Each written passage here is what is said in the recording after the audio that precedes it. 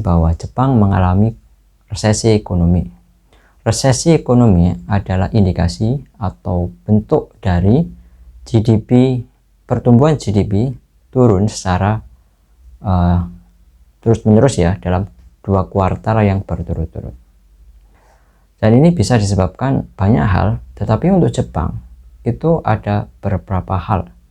Yang pertama adalah karena mata uang Jepang mengalami pelemahan. Yang kedua, yaitu adanya penurunan pertumbuhan penduduk, sehingga banyak sekali usia-usia tua atau usia-usia pensiun melebihi daripada usia-usia produktif, sehingga produktivitasnya negara Jepang itu menurun. Mungkin itu yang banyak kita anggap bahwa banyak anak, banyak rezeki, seperti itu.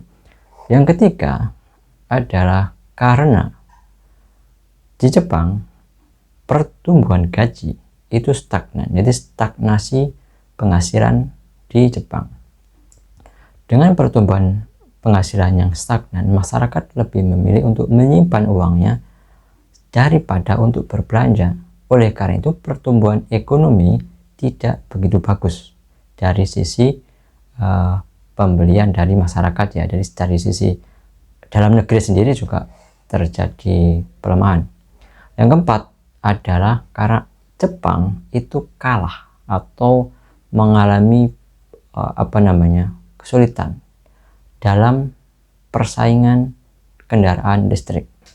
Coba kita lihat saat ini Jepang itu masih menggunakan atau masih memproduksi kendaraan BBM. Oleh karena itu kalau kita lihat dari Cina, kita lihat dari India, kita lihat dari Amerika Serikat, itu masif sekali kendaraan-kendaraan berbahan menggunakan listrik.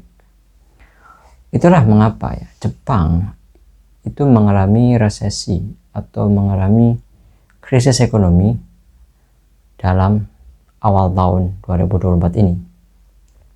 Dan bagi kita, bagi negara Indonesia atau pemerintah Indonesia, itu pada saat ini harus mencari pasar lain, misalkan ekspor gitu ya.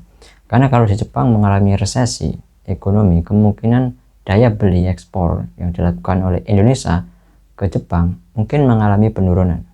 Sehingga masyarakat Indonesia atau pemerintah Indonesia yang mengekspor ke Jepang mungkin harus mencari konsumen lain selain ke Jepang.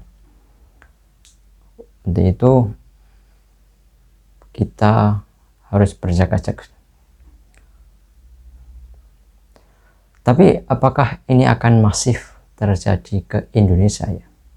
Semoga saja tidak, dan kita lihat bahwa ekonomi Indonesia masih cukup bagus dari data yang ada ya. Semoga saja bisa menjadi insight baru bagi kita semua.